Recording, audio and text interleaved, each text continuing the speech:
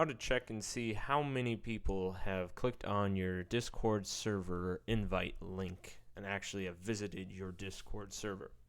So from within the Discord server that you're interested in checking, go ahead and go up to the upper left-hand corner and select on the down option for the Discord server settings. Then from here, select server settings. And then over on the left-hand side, go all the way down under user management to the invites tab. Then once you've selected on that, it'll show you the invite that you currently have out, as well as the invite code, and then how many uses it's had.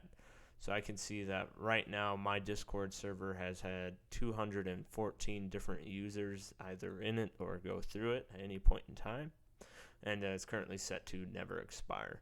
So if I of course wanted to make a new one, I could delete this one and then add another one here.